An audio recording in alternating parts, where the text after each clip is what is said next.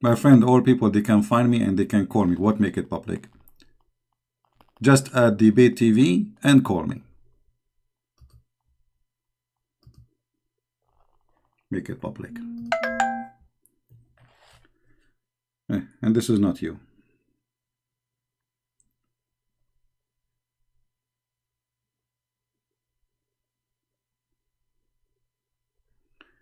Anyway, Nasara. Nasara supposedly mean the helpers.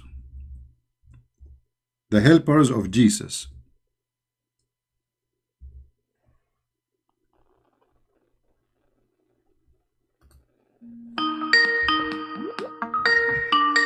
Let us see, we have somebody. Hello? Hello? Yes? Hi. Hello, you are live on air. Who is talking?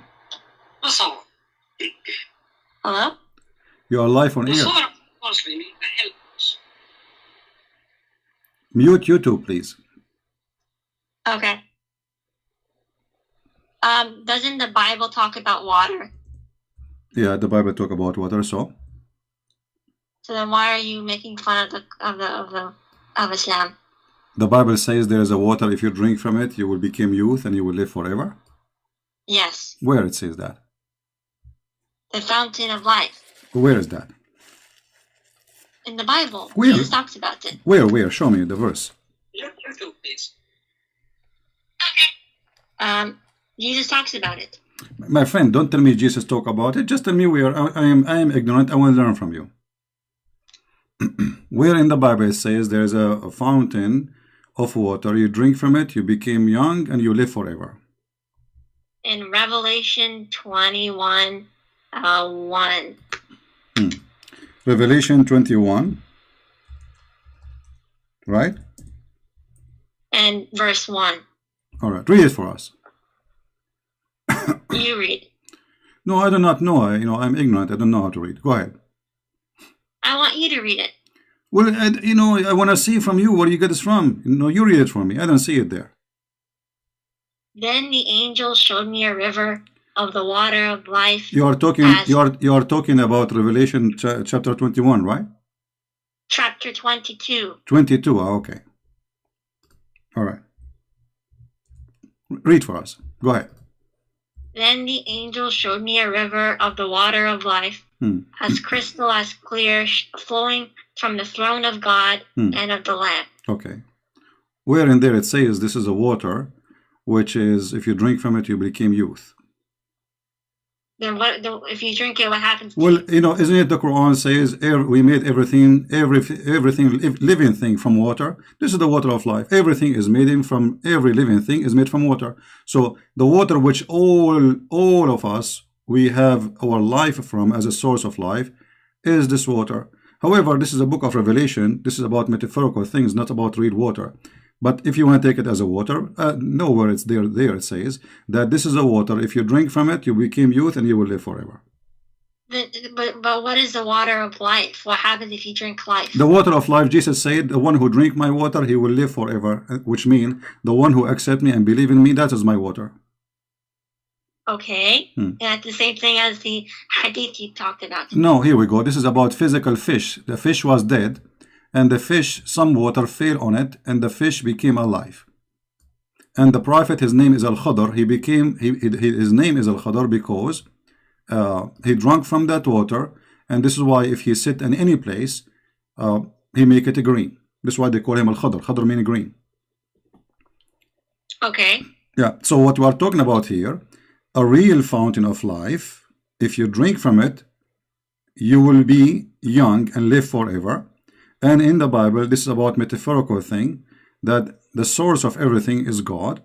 All life is coming from God, and everything is created by Him and for Him. And that what it is clear and crystal, which means He is pure, He is holy, proceeding from the throne of God. So you are comparing between two things have nothing to do with each other. Says the same thing. No, here. Okay. Water of life. No. You see, here, this is a physical water. You drink from it, and you become. Even the fish was dead. Do you see the story? Do you see the story? Yeah, people will drink the water too of life. No, okay. Where who in the world want to believe that there's a fountain? If you put some water from it on a fish, the fish will come back alive. Do you really believe? Do you really believe in this? What? You believe that there is a fountain of water. If we take some drop of the water, we throw it at the fish will become alive. If Allah wills it, then why not? Okay, but you see here, we have a problem. Allah is God. And Allah, He says, every one of you is going to face death. And then we find that there is something, have nothing to do with Allah, because this is not from Allah. This is the afterlife. No, this is Musa's when he was a prophet for Israel. Allah, He sent him to learn from a prophet. His name is Al-Khadr. And He told him, take with you a fish, and when you lose the fish, this is the sign you will find Al-Khadr. So he took the fish with him, which is a whale, and then some water of the water of life dropped on the fish, and the fish became alive. And then he followed the fish trace, because the fish, imagine, has a trace in the ocean. The ocean became like a rock. Read the story. So you are calling me, and you cannot explain anything except saying, if Allah He want. Well, Allah, He cannot have that. Why? Because the Muslim, they claim that everyone will die, and وَمَا مِنْكُمُ إِلَّا every one of you, زَائِقُ الْمَوْتِ, which means he is going to taste the death. But this fountain is against that, because every one of you can live forever. Then Al-Khadr, he drank from this water, he is alive. He was in the funeral of Noah, he was in the funeral of Musa, he was in the funeral of Muhammad, and he's alive until now. So this is the most funny story. Obviously, it's a fairy tale story taken from the story of Gilgamesh. But okay, so what you're talking about is the water is the thing that you're having trouble with is that the water is on earth, right? It is on earth. This is Musa's, my friend. The story here is saying that he will go to Al-Bahrain. You know Al-Bahrain? It's a country. It's here. It's next to Emirat. You know Al-Bahrain? Okay. Okay. So this is Al-Bahrain. Allah, He told Musa, he said, a person, he asked him, is there someone he knows about Allah more than you? Musa says no. Then Allah, He says to Musa, no, there is someone, he is my slave. And Musa, he said, okay, send me to him, I want to learn from him. Here we go, read the story from the beginning. The problem, you did not take the effort yourself to read the story from the beginning. Allah, He sent him to his servant, his name is Al-Khadr, so he will learn from him, you know. And this was on earth. This is Moses is not in heaven. This is on earth. So he went all the way to Al-Bahrain, and he have a servant with him. Moses, he have a servant. I don't see what the problem is. The problem is, this is a fairy tale, that there is a guy, his name is Al-Khadr, and he drank from the fountain of youth. But you have double standard, because the book of Revelation, if you read it, talks about dragons. This is all metaphor. There's no dragon. There's nothing. This is all metaphorical. You know, you are trying to make it literally, but this is, as you see, it's a book of Revelation. This is not about something happened. It's not about something, you know, like physically real. This is the book of Revelation is fake. This is no. You are the fake. The book of Revelation about God in a metaphorical way. Everything there is a metaphorical. You know, when you say that the throne of God, do God really have a throne, chairs, have 4 legs? In Islam, yes. In Christianity, no. So, for us, the throne of God present the authority. For you, the throne of God is carried by 8 mountain goats. Literally. It's okay, though. You can argue the same thing for Islam, that's metaphorical. No, you see, you have to prove it. You see, for me, you can say it's a metaphorical, but no Muslim says it's a metaphorical. You are the only one making things up. So for us, this is our belief. You can go right now, open any interpretation for the verse you are reading. All of them, they will say the same. It's not like Christian Prince is coming to you with his own belief. When you speak to somebody about his belief, you have to accept his belief. Now, I'm asking you, according to your belief, is this a story metaphorical or real? It can be interpreted as any way you want. No, it's not about me. I want it. I'm saying according to Islam. According to Islam, not according to individuals, me or you. According to Islam, is this a story real or not? It depends. Like if you read it, it depends on how you interpret. There's nothing. It's called, you know, the meaning. When we ask a Muslim, Sheikh, Is he going to say this is a real story happened, or this is metaphorical? He will say it's real story and it happened. Not a single Muslim sheikh he will say to you that this is not true. Okay, but do you like have a stronger argument? What do you mean? Like this argument isn't strong. Okay, what do you want? Okay, choose a topic and we will go there for you. Just because I like talking to you. Actually, you sound like a nice lady, and you know, we can have a good conversation. Choose for me a topic which is a strong argument for you to prove to me Islam is true. You see, I'm not going to pick up my cherries against Islam. I want you to find me the most powerful thing for you as a Muslim you can convince a Christian with. What is that? Are you there?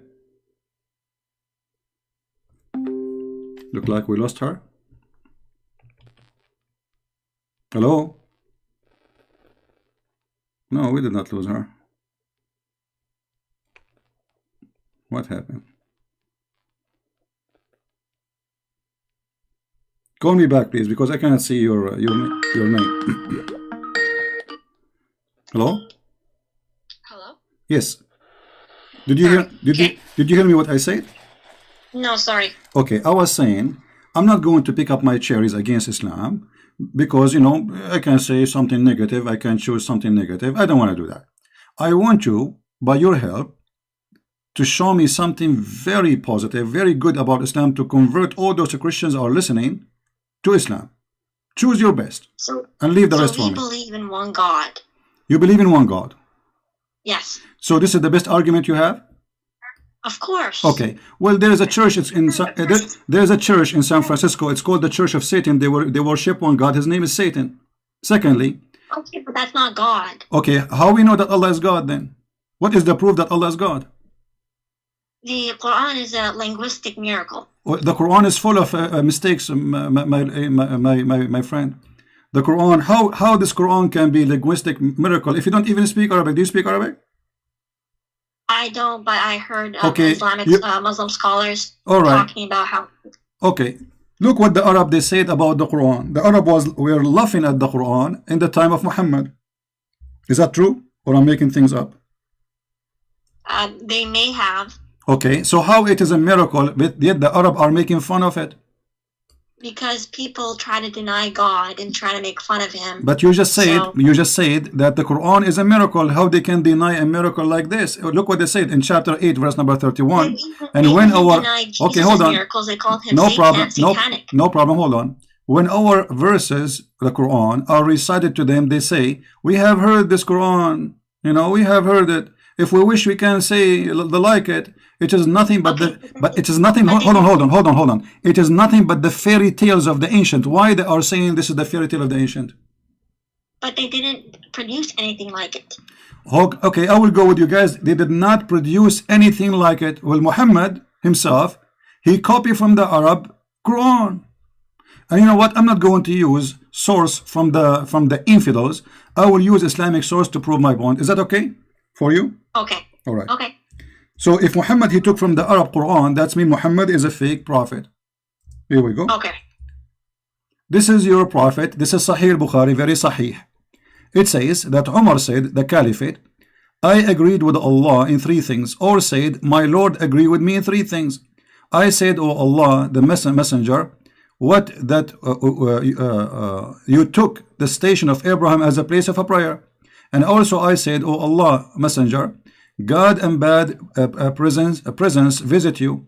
Would you that you order the mothers of the believers to cover themselves with veil? So the divine verses hijab came, and then read carefully. And then he continues saying, the divine verses about hijab revealed. I came to know the prophet and had blamed some of his wives. So I entered upon them and I said, would you either stop troubling the prophet or else Allah will give his apostle better wife than you? And when I came to one of his wives, she said to me, O Umar, does Allah messenger have not what you could advise his wife that you advise him? And then you will see the verses came as I said. The verses came to Umar as he said to Muhammad. So Muhammad, he say a verse. The verse is taken from Umar word by word. Why Allah is taking Umar words, making it Quran? I thought nobody can make Quran like the Quran of Allah. So basically in the Quran, doesn't it say that Allah, he uses us as vessels, like uses our hands? Okay, hold on. But you are the one who said to me, produce like it if you can. So if Allah, okay. So look at the contradiction here. Allah, he hear Umar. Umar, he make Quran. Allah, he take Umar words and he make it Quran, but yet nobody can make Quran like Allah. So who is the one who made the Quran? Allah didn't make it. Allah gave it to him. No, it says, my Lord agree with me. Umar, he said it. Why, Umar is a prophet? I don't know. He's not. Okay, so there's no way Allah he gave it to him. You are making things up now. Be careful. The Muslims are watching and listening. So you cannot say Allah gave it to him because that will make him a prophet. This is what a prophet is about. So Allah did not reveal the Quran to Umar. He revealed it to Muhammad. Do you agree or not? Yes. Okay. So Umar, how he received the Quran before Allah? Read carefully. It says, so the verses came the same as I have said, which mean word by word. And this is so before Umar said it, it was not the word of God, but once Allah agreed with it, then it became the word of God. Amazing. Thank you very much, guys. When Umar said it, it was not the word of God. But when Allah he said the word of Umar became the word of God. But you just said nobody can make Quran like it. And so Allah, he is copying from Umar Quran, making it Quran. So Umar is the one who... Hold on. Allah said it, it's not the same. No problem. No, it's the same. So if I say shish kebab, hummus, falafel, and then because I am just a Christian prince, and then Allah he say after me, hashish, hummus, falafel, that will make it Quran, and my word is not Quran. That's funny. Well, if Allah says it, then it's not the same as a human saying it. It doesn't matter. First of all, Allah never said anything because according to your Quran, according to your religion, Muhammad, he never heard the voice of Allah. He received it from a man. He claimed to be Muhammad. He claimed it's Jibreel. He came to him as a man. So he heard it from a man. A man he said, the man he said, the man he said, and all of this was coming from Umar. So Umar is the one who made the Quran. Allah, he take the Quran of Umar, and you are saying before when Umar he made this verse, it's not Quran yet, but it's the same words, word by word. So when you say nobody can make Quran like the Quran of Allah, it's a joke. So you're just saying that if Allah says something, it's not going to be unique. Well, you are saying that because this is your hadith, not my book, lady. It's your book saying that those verses came the same as I have said, which means obviously Muhammad he heard Umar saying those words. Muhammad he like it, he produced it as it is, he make it Quran. But then if this hadith is saying that Umar he wrote the Quran, then that means this is a fake hadith. Here we go. So that's a good idea, guys. It's a fake hadith. Islam is fake. So if Sahih al-Bukhari, the most authentic book after the Quran, is fake, that's mean we cannot trust anything in Islam. Okay, you know what? I will go with you. I will support you guys. This hadith is fake. What about the Quran? Isn't it the Quran says that the shaitan he made Quran? No. Okay, let us see this verse. I want you to open with me. I don't know if you can see the screen or not. Chapter 2, verse 106. Chapter 2.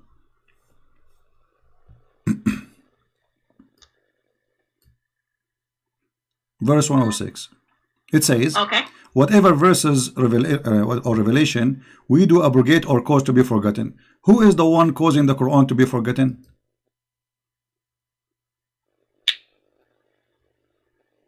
We never nullify a verse nor cause it to be forgotten unless we bring one better than it, okay, or similar to it. Okay, who is the one who caused the verse to be forgotten? Allah. Thank you very much. And why Allah he do that? So basically, if a verse was sent down for a particular period of time, then like after that particular period of time, then it won't be necessary anymore. so that it would change. Guys, the Quran is not necessarily more. We throw it in the trash. Look what the verse is saying. It says similar to it. So okay, I will give you an example. So hold on. Like the Old Testament and New Testament. Hold on. No. The Old Testament is there. Nothing changed. God did not make me forget it. It's there word by word. So listen carefully here. What you said. Allah will make you forget the Quran, so He will make the same verse because it says similar. Does it say similar? But we don't know what similar means. Okay, now we know what similar word he's using. He's using my language, Arabic. نأتي بخير مثلها منها أو مثلها. It's exactly the same or better. Okay, let us go by one. Allah will cause me to forget of this verse. Let us make a verse. I'm not trying to insult, but just to give you an example. Eat an apple, it is healthy. Okay, Allah now He make me forget the verse. Eat apple, it's healthy. And now He will make a verse similar. Okay, eat apple, it is healthy. This is a similar verse. So what the point? Why Allah He make you forget Quran if He will make similar? It's for if one verse is abrogated, then He'll bring another verse that's similar. How it's abrogated, lady? He says two options. Look, listen carefully. Abrogated or caused to be forgotten. So those who they are caused to be forgotten, Allah He will make something better or similar. Don't mix things. So He will make you forget about eating apple. Allah He said in the verse number 10, chapter number 10, verse number 1, eat apple. Okay, Allah He make you forget this verse. He make a new chapter. It's chapter number 11, verse number 1. It says eat apple, but they are the same. Now Allah is saying He will make similar verse, which doesn't make sense. This is a crazy talk. But if we go to different verse, and later I will be back here to this verse, but I'm trying to connect the dot to you so you can understand me. Okay. The Quran says that Allah He will delete the satanic verses from the Quran. For which one? Is that correct? For which? Allah He will delete the satanic verses from the Quran. Is that correct? What are you talking about, satanic verses? Exactly. Well, what are you talking about? Okay, guys, did she say, this lady, satanic verses? Did you say that or me? No, you said that. No, you are the one who said satanic verses, not me. You just said satanic. No, you are the one who said, are you talking about satanic verses? No, you said satanic, and I said, are you talking about? I said, is it true? My question was, is it true that Allah will delete the verses made by satanic? You said, are you talking about satanic verses? Yeah, so okay. Those are the lies. Okay, so you confirm. Okay, let's see if it's a lie. So this is a lie, guys. It's a lie. Read the verse with me. Chapter 22, verse number 52. Go ahead. I'm listening. Never did we send a messenger or a prophet before you, but when he did recite revelation or narrated or spoke, shaitan threw in it, but Allah abolishes that what shaitan throws, then Allah establishes His revelations, and Allah is all-knower, all-wise. Okay, so Allah will abolish what? What shaitan threw. He throw where? Where he throw? It does not say. Okay, it says, here we go. He recite revelation. It's revelation. When he did recite the revelation or narrated or spoke, shaitan, he throws some falsehood in it. Where in it? In it what? In the speech. In the speech, which is revelation. Okay. Okay, so now it's confirmed in the Quran that shaitan, he made satanic verses, and Allah saying, but Allah abolishes that. Thank you very much. No problem, guys, but Allah abolished it. Okay, question. How Muhammad did not notice that this is satanic verses, yet Allah is the one who will abolish it. Look what happened. Your prophet, he was talking. Shaitan, he put words in his mouth. Muhammad, he did not notice that this is not from Allah, which means it was a perfect Quran for him. And then after he speak, he went home. Few days after, Jibreel, he come to his house. He knocked at the door. Habibi Muhammad, what you did, Habibi? He said, what? He said, the verses you say, those are not from Allah. Okay, hold on. The Quran says nobody can make Quran like the Quran of Allah. Who is going to be the judge? Muhammad. Because how we will know if this is from Allah or not? Muhammad is the prophet. Who is better than Muhammad to recognize which Quran, which is not? Muhammad himself. It does not say that Muhammad knew that it was Shaitan. It does not say that Muhammad did not know that Shaitan threw it. Thank you. No, it says he did not know. I can show you the interpretation. You want to show me the interpretation? Yes. All right, no problem. All right, give me a second, please. You see, here we don't talk from our own because that will not be right. As we said, when we debate Muslims, we debate them about their belief, not what we claim. All right. So we will go to the interpretation of the Quran and we will open it.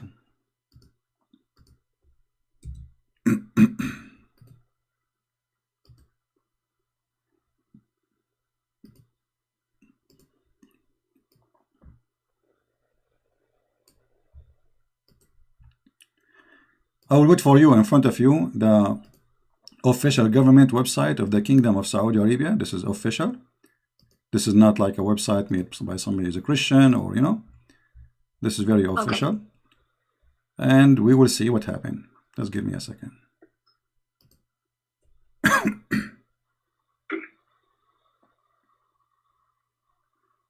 Let us hope that this website will open, will work, because usually sometimes it doesn't work. It take.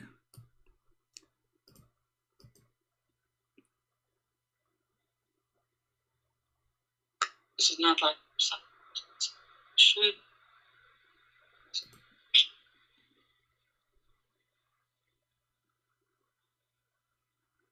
I wish you speak Arabic because I can show you all the interpretation in Arabic and you will die laughing. But anyway, we have to find it in English.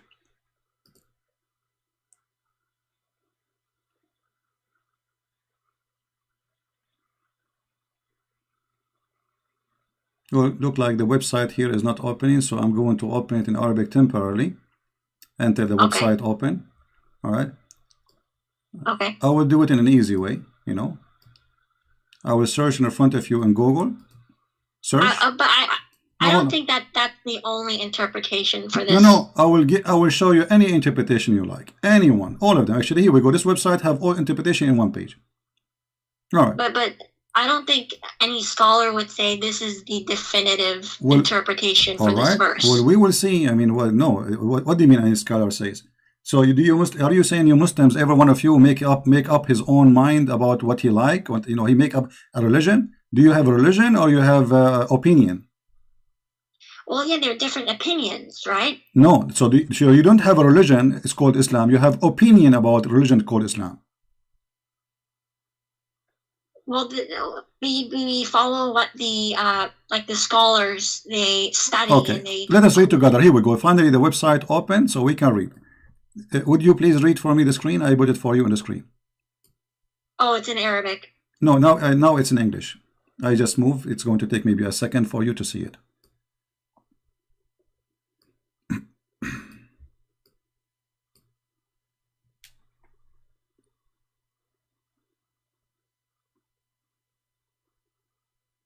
I still can't see it. Okay. Oh, there we go. This is Tafsir al-Jalalain. It says. Okay. Yeah. Jibril. Let me make it short. You can read. You can take your time. I will post the link for the page in the chat so you can open it from your side. Here it says that Muhammad he recite worshipping the three daughters of Allah, Allat wal Uzza wa Manat, the third. Their intercession is a must. This is what Muhammad said. It says, as a result, Shaitan cast them into his tongue without the Prophet being aware of the following words. Those are the high-flying crans, al-Gharaniq al-Ula. Indeed, their intercession is hoped for, which means Muhammad is worshipping the three daughters of Allah. Not only is saying words, he is saying it's a must to pray for them because they intercede for us.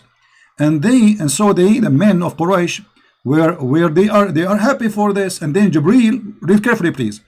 Jibril, however, later informed him, the Prophet, of that this is Shaitan had cast into his tongue. Do you see it? Okay. Okay. So Muhammad, he did recite the verses. He went home. He have no idea what he did. But how in the world that can happen? You see, Shaitan, he made him say words. Do Muhammad have ears? Do Muhammad, is Muhammad under control of Shaitan? Because if let us say by mistake, I say the word by mistake. You know, sometimes we do it actually. Sometimes I want to say something, I say something else. This is happen. But Muhammad here is worshipping the three daughters of Allah. Like, you know, I can make a mistake about, I want to say number, you know, I want to say I ate in this session. And then he went home as if nothing happened. Then Jibreel later, he came and he informed him that this is not from Allah. So the Quran confirmed that Shaitan, he threw verses in the mouth of Muhammad, and Muhammad is the last one to know. What do you think? So Allat, Al-Uzza, and Manat, they are not goddesses. They were the pagan goddesses of that were worshipped by the ancient Arabs. Exactly. So why Muhammad is worshipping them? So he was not. It was Satan who put it in his tongue. Okay, no problem, guys. It's a Satan. So Satan in the mouth of Muhammad. So Muhammad in that moment, he is a satanic prophet because he is speaking for Satan. No, Satan is speaking, not Muhammad. No. Read carefully. He cast into his tongue. The tongue of who? The tongue of Muhammad. It was the tongue of your prophet. Read carefully with me. Satan casting them into his tongue without the prophet being aware. So the prophet is controlled by Shaitan. His tongue is speaking satanic verses. So your prophet at that moment is a satanic prophet of Satan. Shaitan speaking through Muhammad, using the tongue of Muhammad. Muhammad is talking, but the fact it is Shaitan telling him what to say. That is a satanic prophet. Well, if this contradicts the Quran, which says that that Satan doesn't have like power, authority over you. Thank you very much. You see, you are helping me. So look, guys, she just said clearly that Muhammad is a fraud because the story is a fraud. No. The Quran mentioned the story that Shaitan he threw in his speech. What are you talking about? So the Quran says that Shaitan he have no authority over the good believers except the criminals. Except the criminal. Inna ibadi laysa laka alayhim sultan illa man ittaba'aka min al-ghawin. Chapter 15 verse number 42. So this verse proving to us that Muhammad is a criminal. He is an evildoer because the Quran confirmed, and thank you very much for mentioning this verse. You are a very smart girl. That this verse confirming that Muhammad must be an evil satanic person, because the verse in chapter 15 verse 42, certainly you shall have no authority. Who is talking? Allah supposedly to Shaitan. Over my slaves, any slave, any Muslim, except those who follow you. Al-Ghawin. Who is the Ghawin? You know, criminals, mushrikeen, polytheists, the evildoers, etc. All kind of garbage. So Muhammad, in order for him to be controlled from Shaitan, he have to be of the Ghawin. And by your help, we prove it to be true. Then that would be that the verse does not say that Satan it does not say that Muhammad talked on behalf of Satan. It said that Satan put the verses in his mouth. Okay, but Shaitan, in order for him to do that, he have to have authority. The verse here says you have no authority. This is talking about Shaitan or Shaitan. This is Shaitan. Yeah. No, this is Shaitan. Read the conversation. If you go back a few verses, you will see that this is about Shaitan. Here we go. Allah, he said to Iblis. This is about Iblis specifically by name. It's Iblis. Iblis is the first Shaitan. You don't know who was Iblis? Iblis is the first Shaitan. According to your religion, Iblis is the first Satan.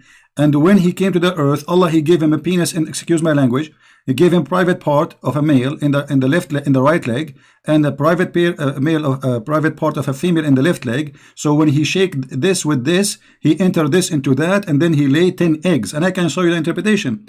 So first Shaitan is this Shaitan. This is the father of all Shaitan in the world. So according to Islam. So this is shaitan. Allah saying to him, you have no authority. This is the highest authority of all. The rest are his babies, are like his soldiers. This is the king of all Satans. The rest are his babies. You have no authority. And if the king have no authority, that means the one who follow, they have no authority too. I mean, they are lower. So this is the king of all evil, Satan himself, Iblis. He have no authority over my slaves. How this has happened to Muhammad?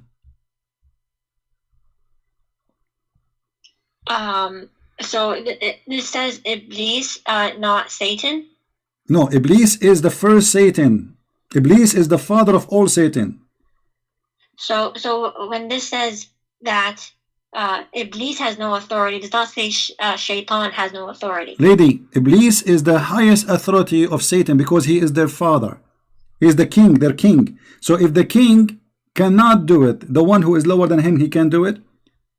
Everyone is under the king. You know, if I am saying to a king, you have no authority to do that, you cannot do that. That's it. Which means you and your soldiers, you cannot do that. That's it.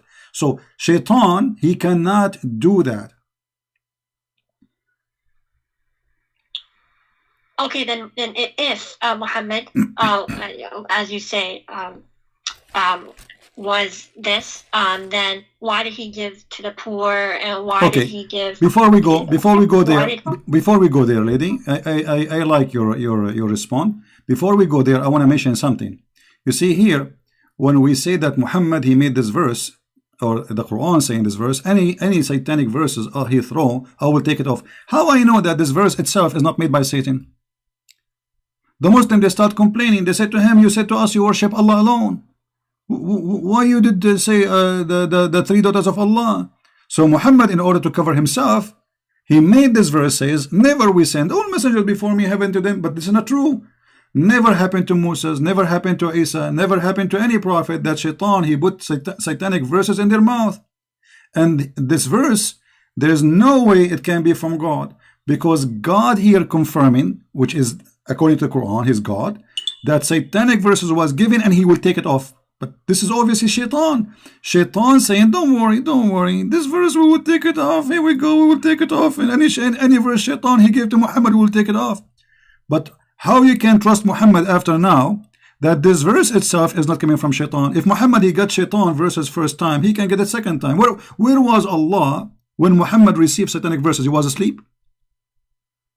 He allowed it to happen. Thank you very much, guys. Did you hear it? He allowed it to happen. But isn't it the other verse in the Quran says you have no authority over my servants? So how he allowed it to happen? Okay, so I don't know the answer to this, but okay. I'll ask someone. And all right. But before we go, you want to talk about the good deeds, I know. But let us, because we want to connect the dots for you to make it more clear. Was Muhammad controlled ever by black magic? It was a sickness. Sickness or black magic? Black magic is sickness. Black magic is sickness. It's called bewitch.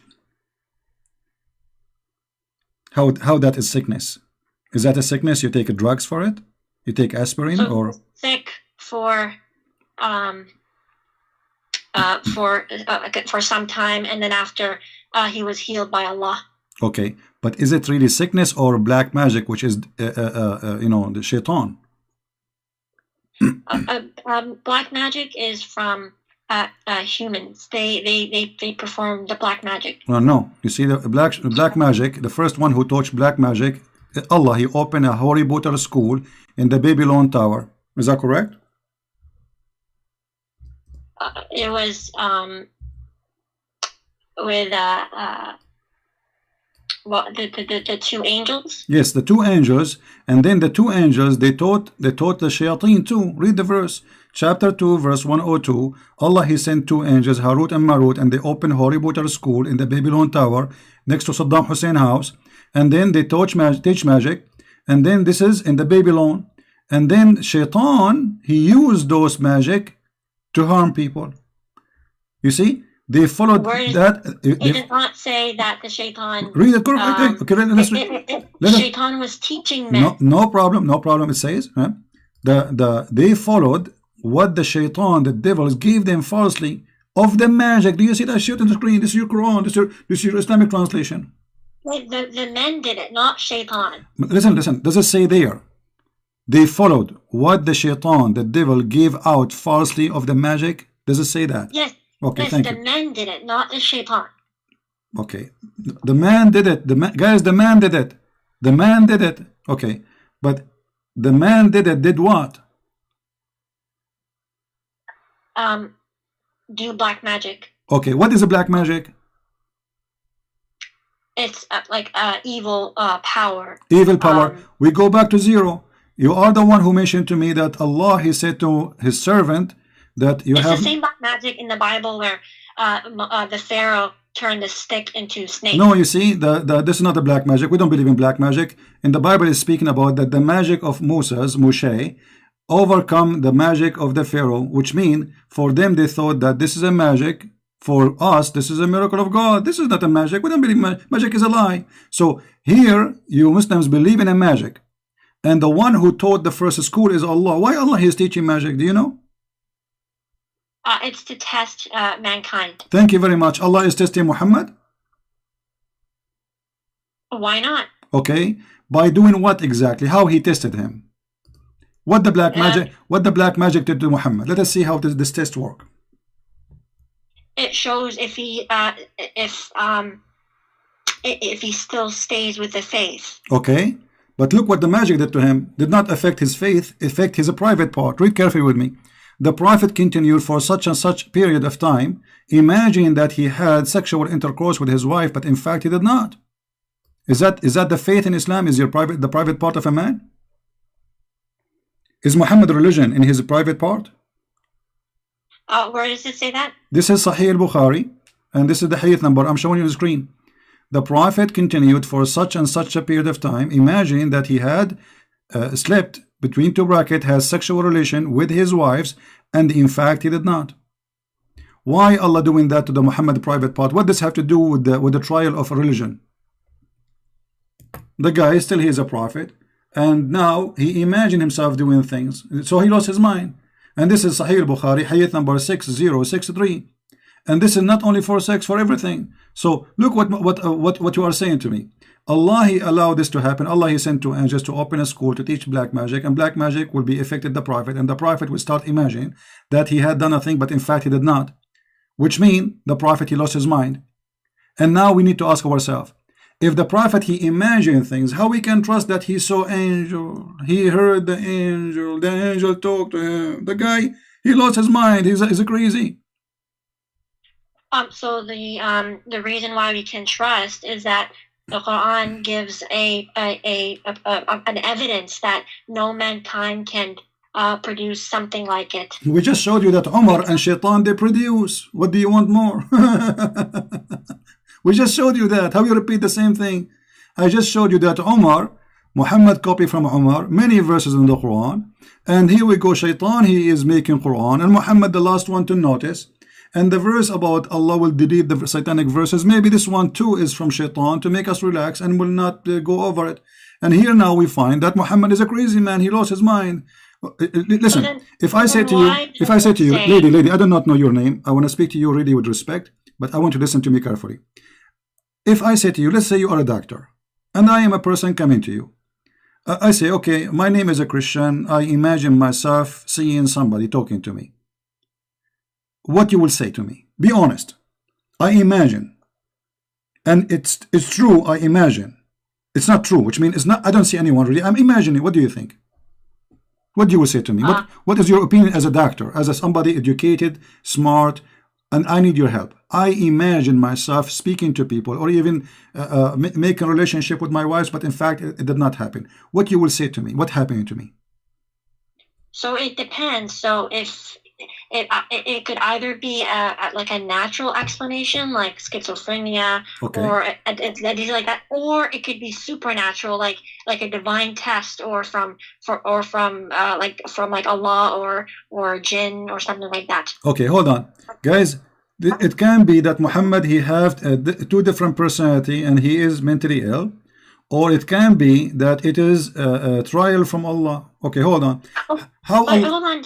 But if you go to the Quran in Surah An-Nasr, it says when there comes Allah's victory and conquest, and you see the people entering Allah's religion in multitudes, and we see that today, people entering Islam, the Deen al-Haq, and that's actually a prophecy that came true. So this is how we know. First of all, this is not a prophecy. This is about the time of Muhammad. They enter into Islam when he became victorious, and he gonna kill anyone who will not convert. So you just got your prophet busted. This is not a prophecy. This is in his time. You can open the interpretation, and you see the people enter Allah religion in crowd when victory came. Victory came. This is in the time of Muhammad. He attacked them. He killed the Musaylama, and now he became victorious, and nobody enemy against him. And now everybody is coming to Islam by tens of thousands. Before they were rejecting, they don't want to believe.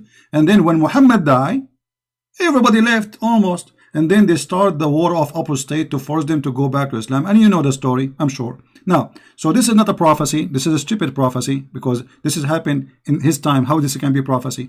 But let me show you a prophecy, as long as you are mentioning a prophecy. Do you know where hail is coming from? Hail? Yeah. From the sky. From where? From the sky. Yeah, but where exactly? It says hail is generated in a thunderstorm. Thank you. Is really just so frozen. So if I say to you that my dad, he taught me, or my teacher taught me, that there is mountains, and God, he break hail from it and he throw it at us, what you will say? If it's literal, then it would be false. Okay, well, this is literal. Here we go.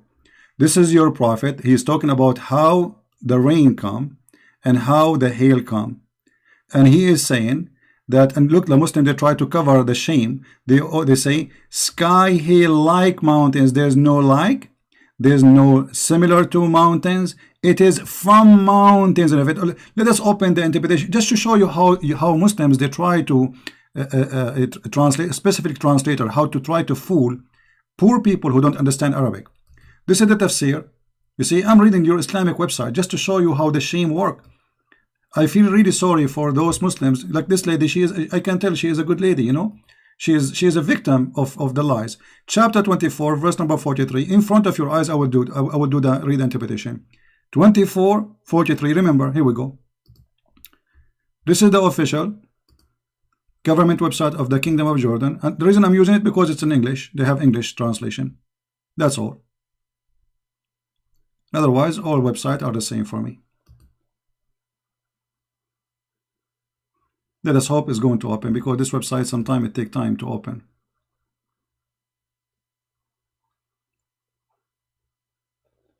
We can open Ibn Kathir if this one doesn't work.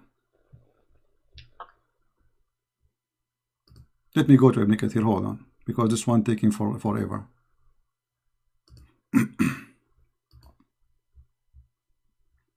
And again, I respect that this lady, she said, if this is true, this is literal, this is false.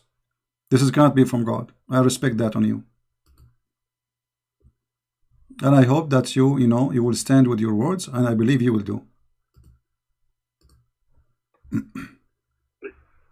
Because there is no way God will say such a silly thing. I agree with you. All right.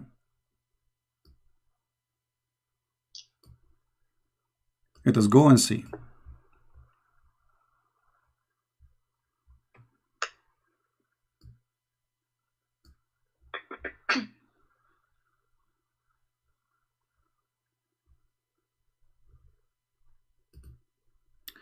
All right.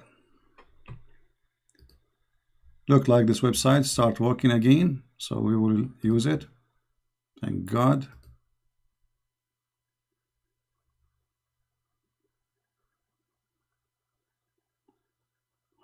All right. I want you to read with me, please. Here we go. This is Tafsir al-Jalalain in front of your eyes.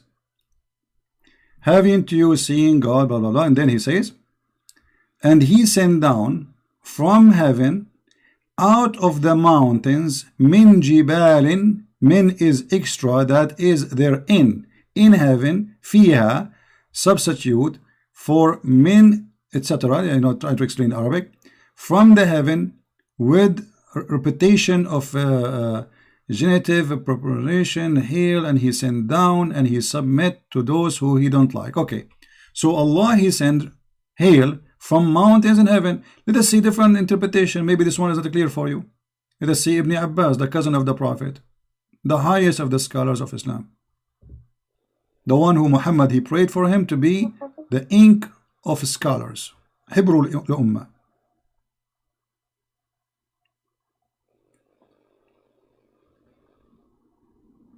Allah, He sent hail from mountains in heaven. He break hail and He sent it on us. This website is taking forever to open, as usual.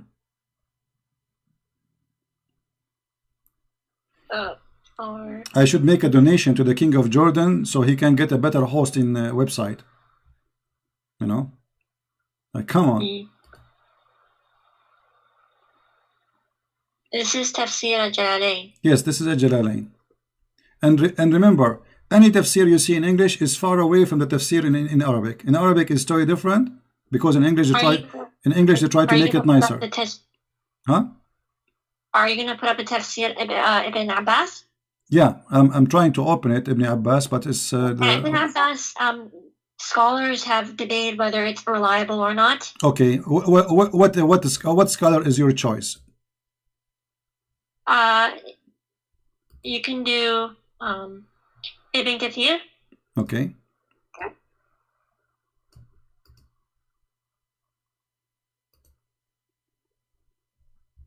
Here we go. This page here have all the interpretation. Let us see. This is Ibn Kathir.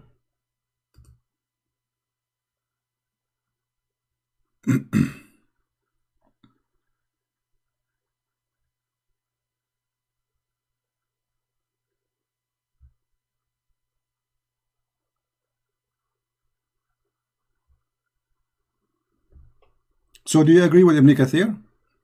Is Ibn Kathir your best scholar? He's one of the top scholars. But what make him the top? His level of study and the amount of work he put into his tafsir. And, so if Ibn Kathir says something stupid, you will reject him or you will accept him? He's still a man.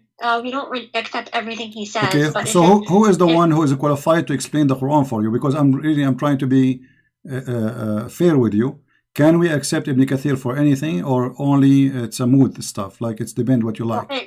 If it matches with what the Quran says, and well, the Quran says the Quran says in Arabic clearly, "Min jibalin fiha min baradin fayusib." There is no like mountains. There is nowhere it says the similar of mountain. But so go to chapter 3, verse 3. It says, chapter 3, verse 7. It says, "It is He who revealed to you the book." Some of verses, it is some of its verses are definitive. They are the foundation of the book, and others are unspecific. As for those in whose hearts is deviation, they follow the unspecific part, seeking dissent and seeking to derive an interpretation. But none knows its interpretation except Allah. Okay, so look what you just said. You just got your prophet busted, because this is mean.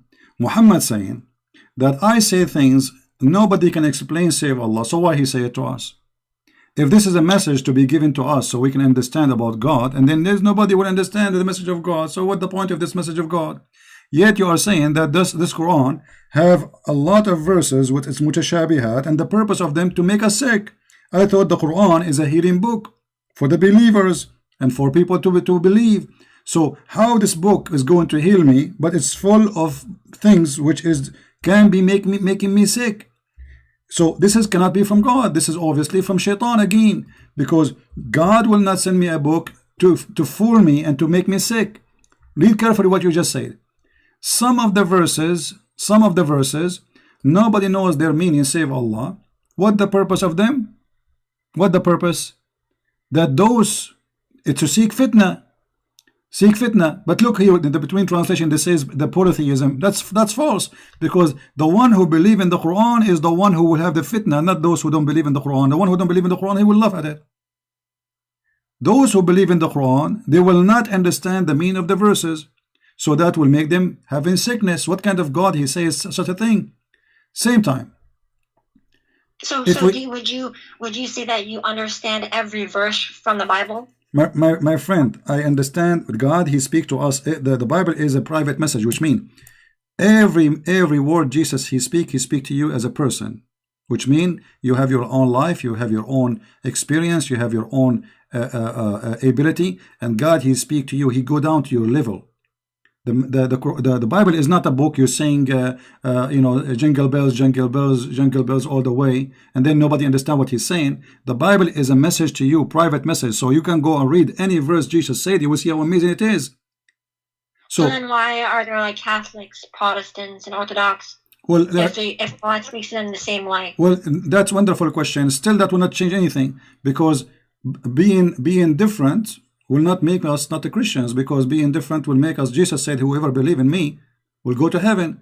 But the Quran, your prophet said that my nation will be 73 sect and only one of them will go to heaven, which means 71 sect is the Jews, 72 sect is the Christians, 73 sect is the Muslims, and only one will go to heaven, and this is Sahih Hadith as you see in the screen.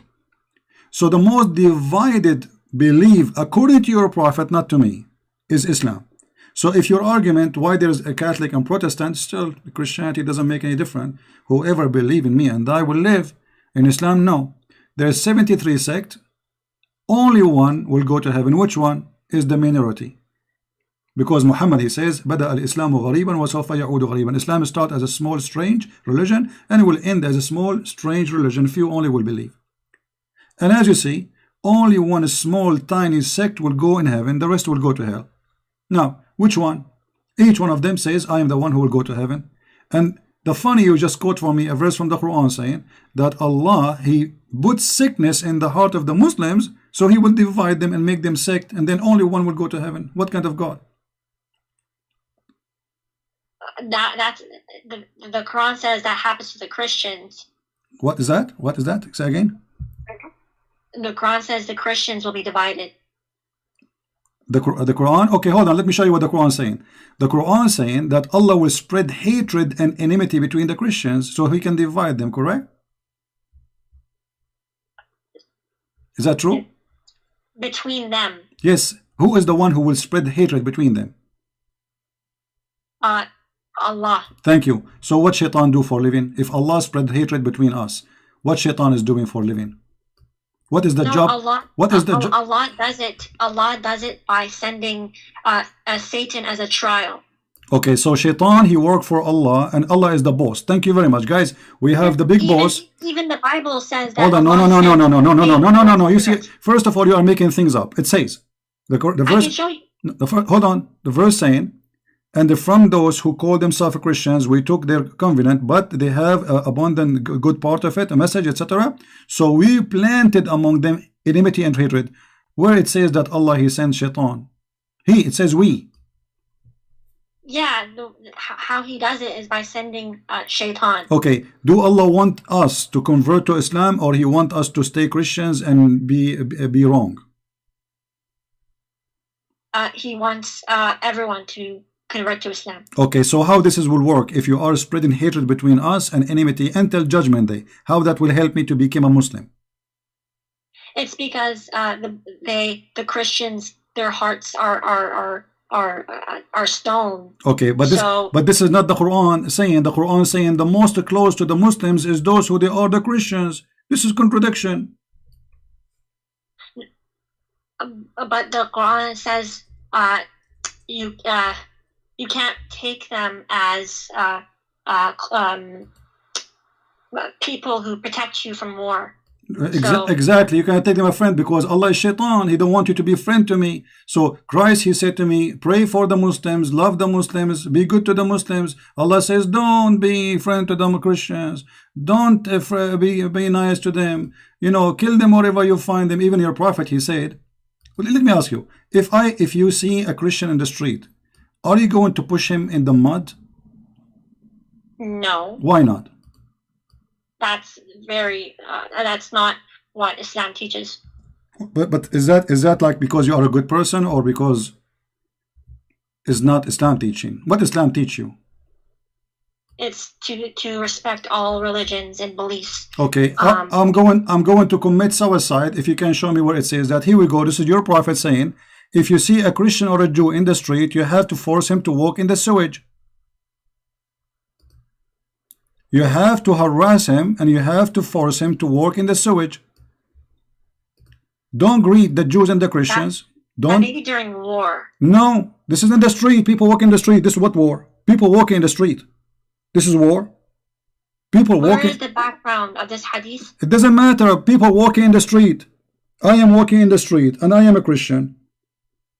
Why you want to force? He's not saying force the soldiers. He is not saying force the bad person. No, he's saying don't greet the Jews and anyone is a Jew, anyone is a Christian. Don't greet them, and then if you when you see them, force them to walk in the sewage.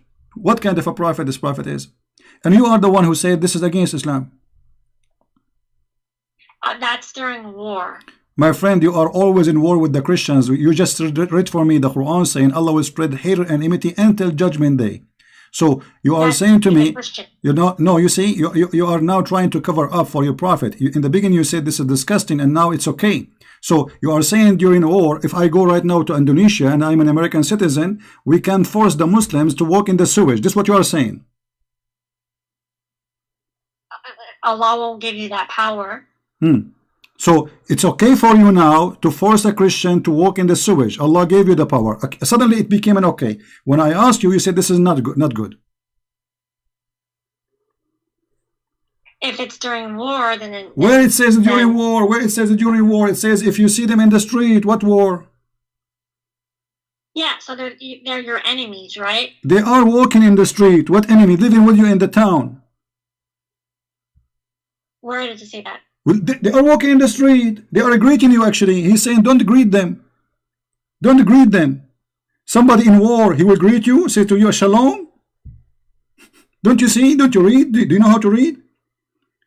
Don't greet them. Don't say peace to them. What is war? Okay, I'll ask someone about this hadith. What he will say to you? He will say to you, yeah, sister, you know, those Christians, we should humiliate them. Isn't it the Quran in chapter 9, verse 29 says that you have a duty to humiliate the Christians? During war. Okay, after you enter my city, let us say the Muslim came to my city, they surrounded the city, they said surrender to our army. After you enter the city, still you are going to force me to walk in the sewage or no? If we're still in war, then maybe. You just took my city, still in war. There's civilian inside. There's no soldiers. If you're trying to attack me or lady, no Christian attack your prophet. He is the one who came to their cities, occupied them. Look how false you Muslims are. So you are saying to me, you come to my town, you attack my town, you take my town, and then you force me in the sewage, and you say this is okay.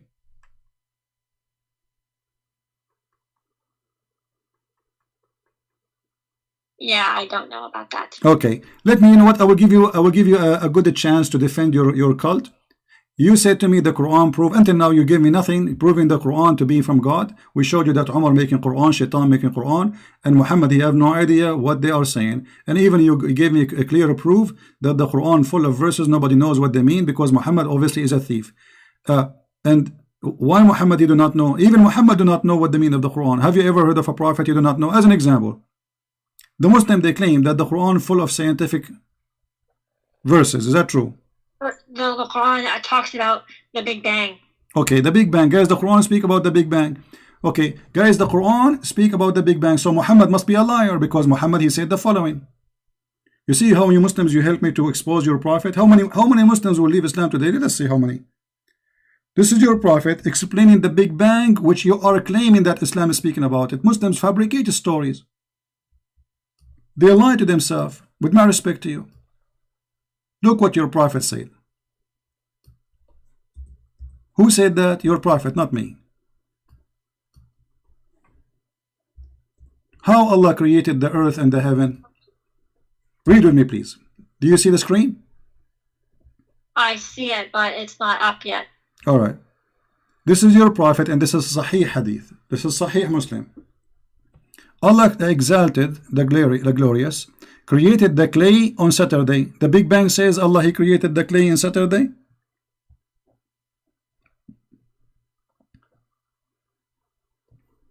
Is that what the Big Bang says? So the Big Bang is basically like a expansion of matter. No, and no. The Big Bang is nothing. There's no matter was exist, and there's explosion happen, and everything exists in the same time. No. Hold on. According to okay, listen. So according to the Big Bang, is the first thing became exist is the clay in Saturday? Yes or no? It may have. So Big Bang, guys, the Big Bang theory believe in Saturday. So the first day was Saturday, and the first thing was created. The Big Bang is a clay. Okay, second day, Allah created the mountains. Third day on Sunday, and then Allah He created the trees on Monday, and then He created the entire labor in Tuesday, and He created the light in Wednesday. This is what the Big Bang saying. The Big Bang isn't complete yet, so scientists are still studying about it. So they will discover there's a Saturday and Sunday and the light in Wednesday and etc. later, right? Yes. Oh, okay, exactly. That's very smart of you. But let me ask you, how many days took Allah to create the earth and the heaven? 6 days. 6 days. I'm not entirely sure. Yeah, the Quran says 6 days exactly. So how many days here in the Hadith? How your prophet he say what he just said? Because if we count the words here, how many days, we will find that there are 7. Read with me carefully. Yeah, if a hadith contradicts the Quran, then it's not reliable. Well, isn't it the Quran is a hadith too? The hadith in the Quran, the word hadith is not talking about the hadith of Muhammad sallallahu alaihi wasallam. No, it is. It's basically. No, it is about Muhammad. It's the one who said that is Muhammad. Yes, but the word hadith came before the Sunnah, like when it was compiled. Wait, lady, you have no idea what you are talking about. The Quran itself is a hadith. Isn't it the Quran says the best of the books is a hadith? The best of the hadith. What does hadith mean? It means speech. Speech, thank you very much. So both of them coming from Muhammad. So if Muhammad speaks something, doesn't matter what is Quran or normal speech, it have to be truthful. When the Quran talks about hadith, it's talking about Allah's speech, not Muhammad's speech. Thank you, but isn't it Allah He speak on through Muhammad? So are you saying Muhammad is making things up now? Your prophet, when he said Allah created the clay in Saturday, he was lying? This is not Allah saying that? Yeah, so if the Quran, if the hadith contradicts the Quran, then the hadith is not reliable. So is the Quran reliable? Yes. Okay, let me ask you. According to the Quran, where the sperm of the man is coming from?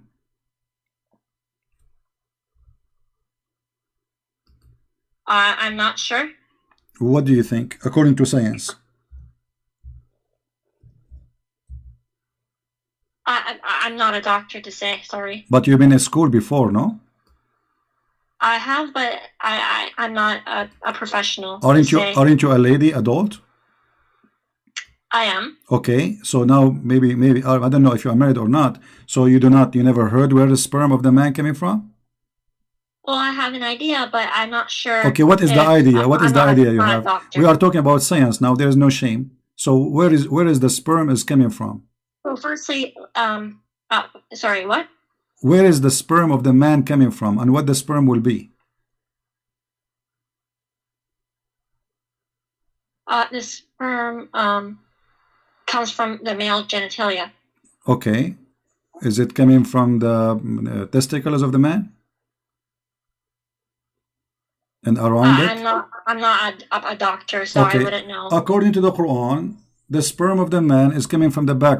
As I'm aware of, no. Okay. So how the Quran says women have a sperm coming from their chest location? That may be talking about breast milk. Breast nut? What? Breast what? Breast milk. So now the milk became a sperm?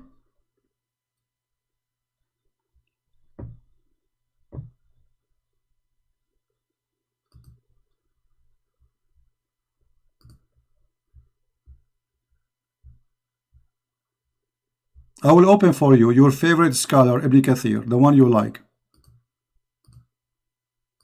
Let us see what Ibn Kathir said about how Allah he made the baby come to exist. Here we go. This is Ibn Kathir, not me. He is created you from water gushing forth, meaning the sexual fluid come from out bursting forth from the man and the women. From what? From the man and the women. It's a sexual and a fluid and the bursting forth. So it's coming out. This is orgasm, which is false, because the women orgasm is not will make the baby. Thus the child produced from both of them by permission of Allah. Continue. Proceeding from between the backbone and the ribs, meaning the backbone of the man and the ribs of the women, which is referring to the hair chest. Proceeding from between the backbone and the ribs, the backbone of the man and the ribs of the women, the fluid is yellow and fine in texture. This is for the women, and the child will not be born except from both of them, i.e. their sexual fluid. Do you believe in this madness?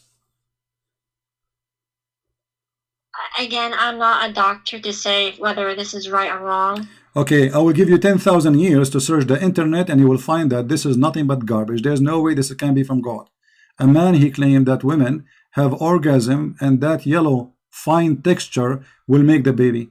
If we go to the hadith, which is not contradicting the Quran, so you don't have the excuse now to say contradict the Quran, your prophet said that if the women have orgasm first, the baby will be like her, which means a female and look like her. If the man have orgasm, the baby will look like him. Do you agree with that? If Muhammad said it, then yes. Okay, but that's mean Muhammad is a false prophet, because this is absolutely false. Everybody is laughing. This is far away from any scientific fact. Everybody is going crazy. Look what people are saying in the chat. So my lady, you are trying just because you are a Muslim, whatever Muhammad is say, you accept even if it's funny and stupid. Okay, let us make it simple for you. So Muhammad, if Muhammad is saying that, you agree with it. Is that okay? Anything Muhammad will say, you agree with it. Okay. Now, if we ask you,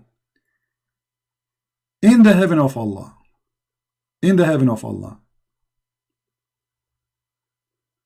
what Allah will give you as a woman? I am anything we desire, we will obtain in Jannah. Okay. Is that including if a woman she like to have sexual relationship with a woman? So the Jannah of Allah is pure. So if people desire these things, then Allah subhanahu wa ta'ala will not allow them to enter Jannah. How you just told me anything you desire. You just told me anything you desire, and now you are saying to me if you desire something Allah don't agree with, He will not give it to you. So it was a fraud promise. No, if you desire something good, then Allah will give it to you. Only if it's good. Okay, like what? Look what your prophet is saying. This is Jami' al-Tirmidhi. Your prophet saying, indeed, in paradise there's a market in which there is no buying nor selling except for images of men and women. This is the first Playboy magazine in the space. So whenever a man desire an image, he enter it. You're a prophet promising men, not you. A Playboy magazine have images of men and women. Is this hadith sahih or? All the hadith which is embarrassing are not sahih, I guarantee you. I just showed you a hadith is sahih, you said you rejected a second ago. You forgot? Not everything from Sahih Bukhari is hadith. Here we go, guys. You know, is this hadith is sahih? I just showed you a hadith is sahih, you didn't accept it. Yes, because it contradicted the Quran. So how it is sahih but it's contradict the Quran? Because sahih means authentic. No, not everything in Sahih Bukhari is sahih. Lady, it is authentic. Authentic mean what? It's mean it is checked and it passed and it is the Prophet who said that. So how it can be authentic? The Prophet said it and yet you don't accept it. So we don't know if the Prophet ﷺ said it. So how you know that this hadith is not said by the Prophet? How you know the Quran said by the Prophet anyway? Oh, because it's in chain. We have It's in chain. Muslim. Well, the hadith I just showed you, the one before it, it was in chain. It says Sahih, and you reject it. Well, it contradicts the Quran, so then it's not correct. Okay, so if something contradicts the Quran, we should not accept. You agree? If something contradicts the Quran, then we cannot accept it. All right. There's nowhere in the Quran it says that the muta is not to be practiced no more. Can you show me a verse says don't do muta no more? Well, it says zina is wrong. No, so, I'm not talking about zina. Zina is, so are you saying muta is zina? Well, it is right now. Muta is guys, muta is adultery right now. So Allah, He approved adultery in the time of Muhammad. But during the time of the Prophet, it was not. In the time of the Prophet, it was a holy thing to do. Now it is haram. Why it's haram now? Because it was only for during war. Hold on. You can rent women during war? It's not renting. It's essentially, it's because men have like a desire. Who said it's who said it's not renting? Who is the one who said that? You or somebody told you that?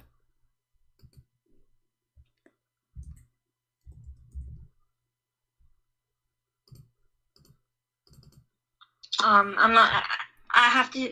Okay, here we go. This is your Islamic website. This is alislam.org. Read with me in the screen, please.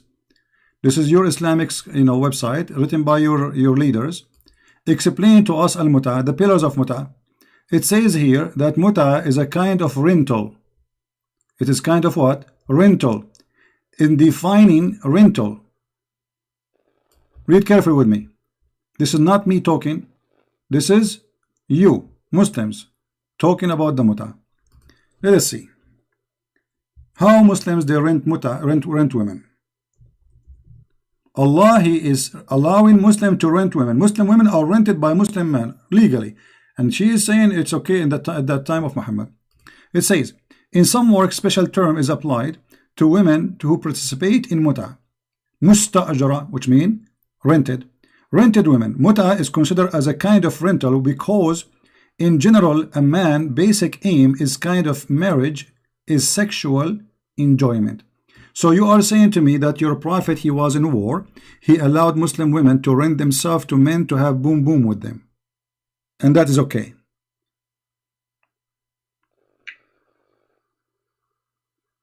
If it's during war, then I don't see a problem with it. So the woman who take off her panty because somebody gave her $5 during war, is she a good woman?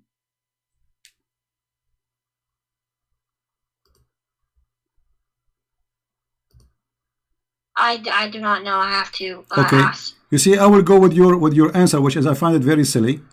Muslims now in war everywhere. There is war in Iraq. There's war in Libya. There's war everywhere. Can Muslim men rent Muslim women? No, it was only during the time of the Prophet. But you just say this is because of war. So war exists. Nothing changed. So why in the time of the Prophet was okay and now it's not okay? If this is the reason, the war, well, they are in war.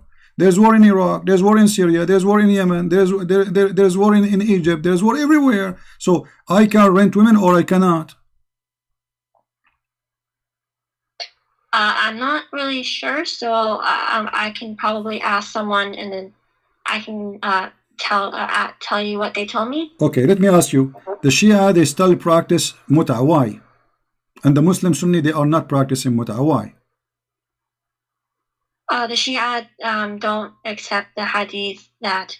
Okay, but you are the one, hold on, but you are the one who said to me, if the hadith contradict the Quran, we will not accept. The muta is a verse in the Quran. The hadith says that the Prophet, he forbid the muta. So how you see, look what you did to yourself. How you a second ago, you rejected the hadith because you said it's contradict the Quran, I don't accept it. But yet you accept the hadith about the muta, which contradict the Quran. The Shia says that zina is wrong. Okay, hold on. There's nowhere in the Quran says muta is zina. The Quran says you can rent women and you can pay them money for enjoying it, which means their private part. So you are the one shooting yourself in the foot. You said if a hadith contradict the Quran, you reject the hadith. Look what happened now. You are rejecting the Quran because of a hadith.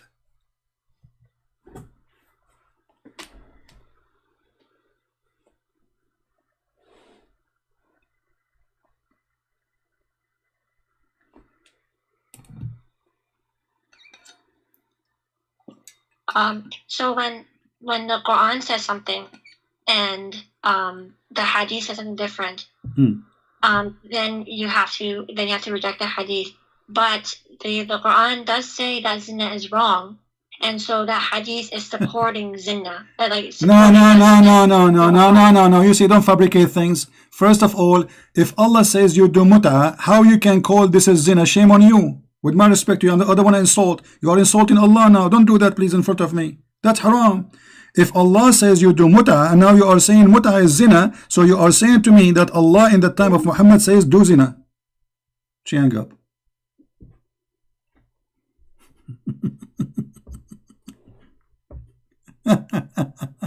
Call me back. Do you see how they play games?